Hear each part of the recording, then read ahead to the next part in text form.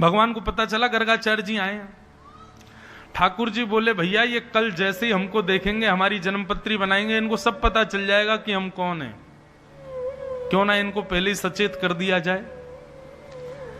गर्गाचार्य जी यशोदा मैया से बोले मैया हमारे संग में ठाकुर जी की सेवा चलती है, पर हम स्वयं अपने हाथ की बनाई सामग्री ठाकुर जी को पवाते हैं, आप हमको सामग्री दे दो ताकि हम भोजन सिद्ध करके ठाकुर जी का भोग लगाएं। यशोदा मैया बोली जो आज्ञा। गोबर का चौका लगाया, चूल्हा लगाया, सब सामग्री दे दी। गर्गाचार्य जी अपने हाथ से सामग्री बना रहे हैं। बढ़िया महाराज अधोटे दूध की खीर बनाई। अधोटा दूध समझते हैं? अधोटा दूध, अधोटा दूध मतलब दूध पकते पकते पकते थोड़ा थोड़ा लाल हो जाए, गाढ़ा सा हो जाए। भैया ऐसा दूध हमारे लाल जी को बड़ा प्रिय है। वह अधोटे दूध की खीर, वह अधोटे दूध की रबड़ी, वह को भोग लगाओ अपने घर के ठाकुर जी को। मैंने पता नहीं शायद एक दिन कहा कि नहीं, ये बाजार की मिठाई खरीद के लाल जी को भोग मत लगाया करो, अपने हाथ से बनाया करो ठाकुर जी के लिए। बाहर की मिठाई सबको बांटने के लिए रखो, अपने निज ठाकुर जी के लिए एक कटोरी बनाओ, बस स्वयं बनाओ, ठाकुर जी को प्रिय लगता है। अधोटे दूध की बढ़िया खीर बनाई महाराज, केसर आदि डाल करके बढ़िया सुगंधित खीर।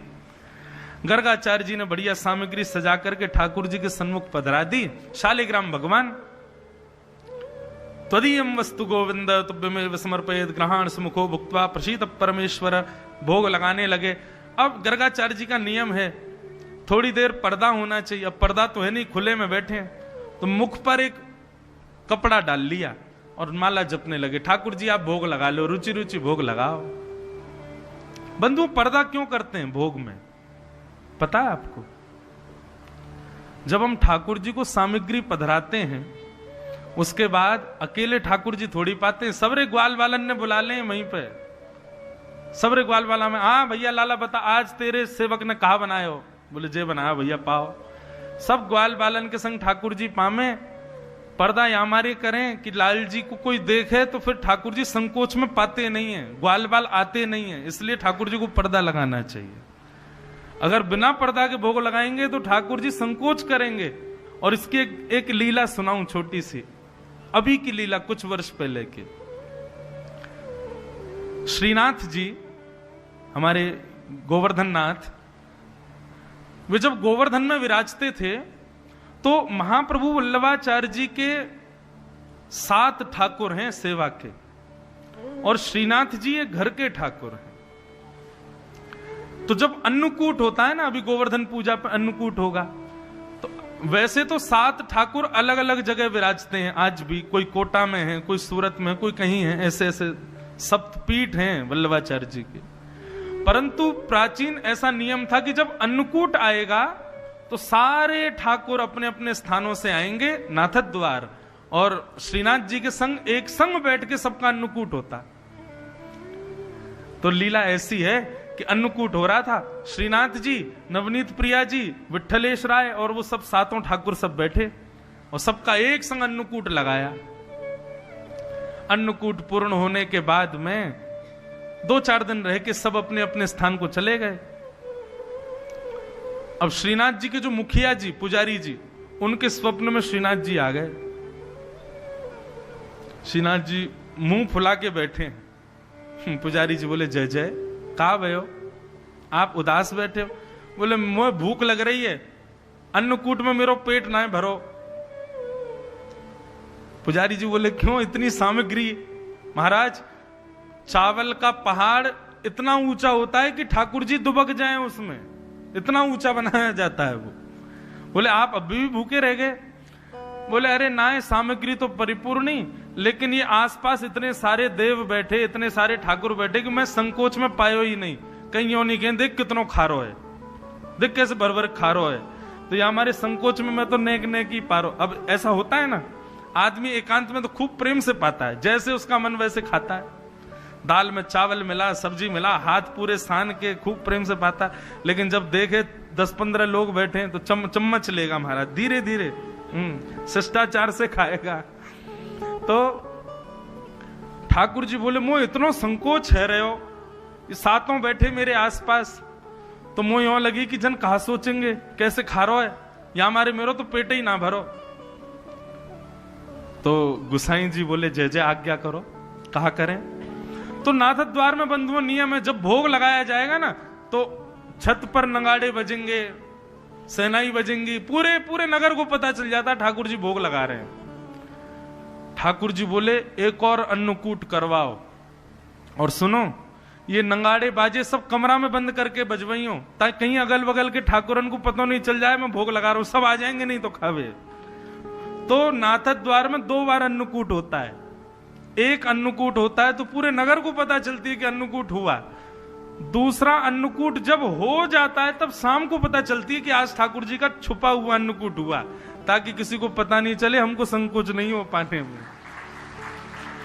तो लाल जी हैं भैया, लीला पूरी करते हैं, भले ही परमेश्वर हैं पर लीला पूर्ण है, इसलिए पर्दा किया करो ठाकुर जी को, नहीं तो संकोच में कुछ पाएंगे नहीं। तो लाल जी संकोच करते हैं। तो गर्गाचार्य जी ने खीर बनाई, खीर बना करके मुंह पे पटका डाल लियो, तदीयम वस्तु गोविंद, माला जपने लगे। इतने में ही भीतर गुटमुन गुटमुन खेल रहे ठाकुर जी। ठाकुर जी को सुगंधी आ गई खीर की। बलराम जी से बोले भैया, अच्छा बोलना भी जाने ना है, इशारे में ही बात कर रहे हैं।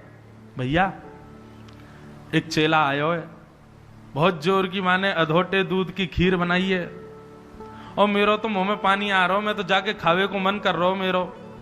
बलराम जी बोले लाला जा पाले। बोले पालूं? बोले हाँ, बढ़िया लगे तो मैं बुला लियो, मैं वहां आ जाऊंगा।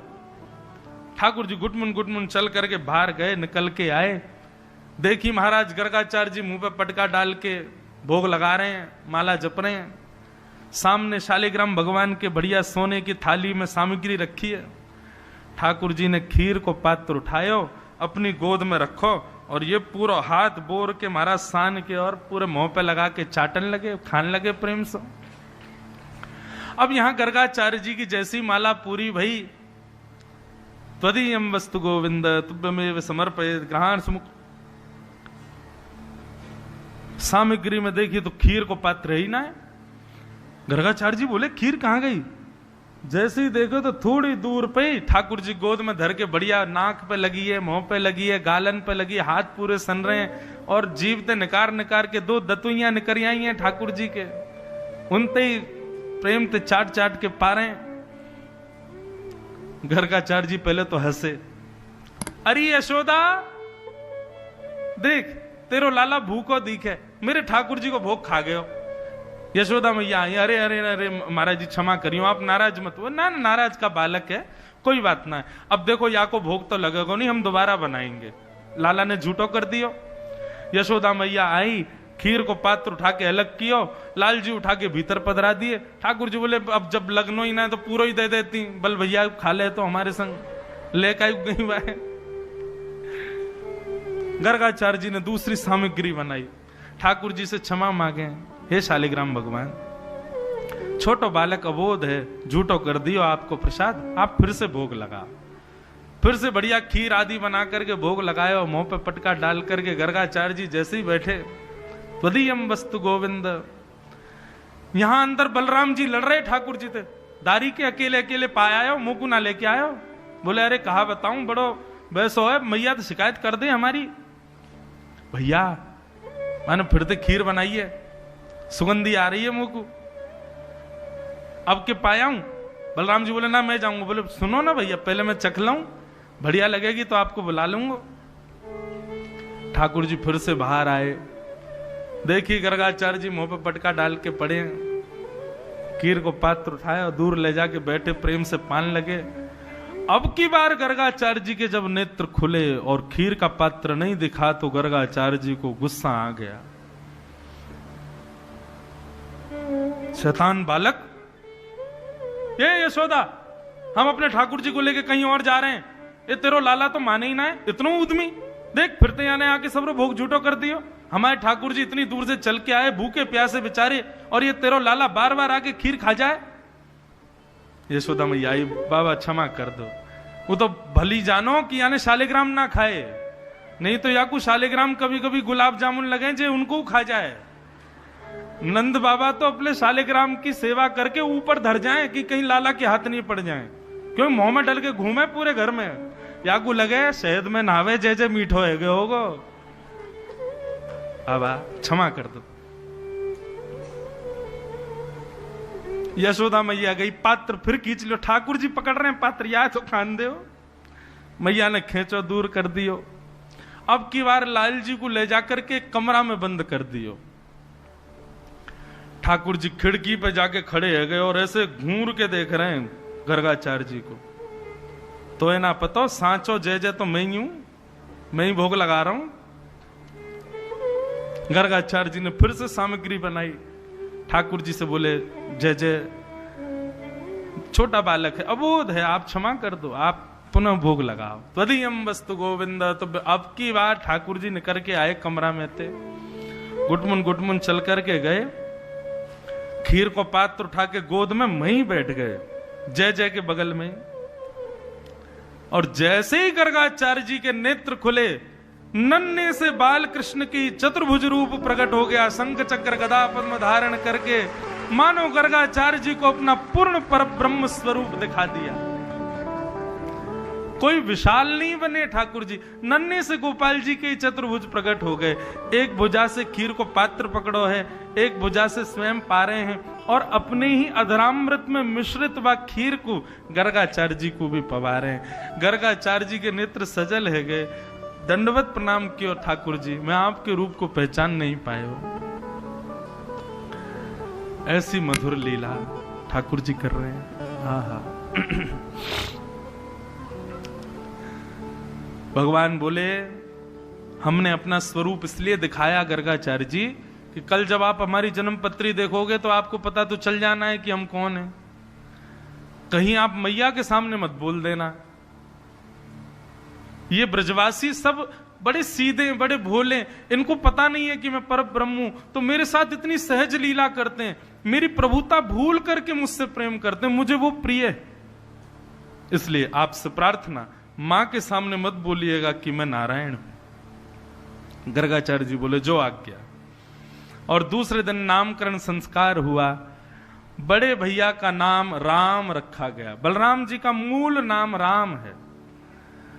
अयम ही रोहिणी पुत्रो रमयन सुहृदो गुणैः आख्यास्यते राम इति बलाधिक्याद् बलम विदु।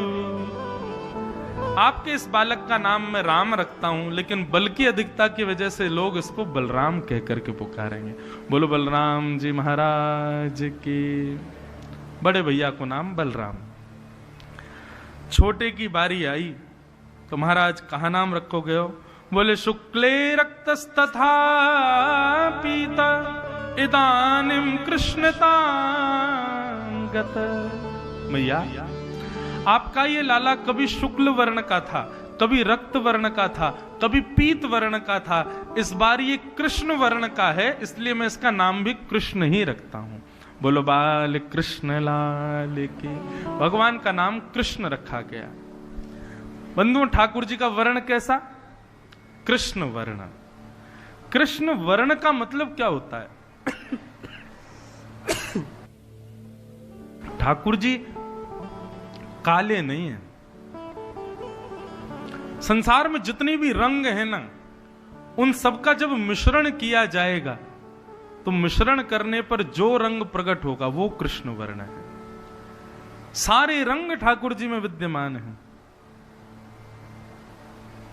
हे काली कमली ने सा रंग डारा के रंग कोई चढ़ता नहीं, बांके बिहारी ने हमें मार डाला के रंग कोई चढ़ता नहीं।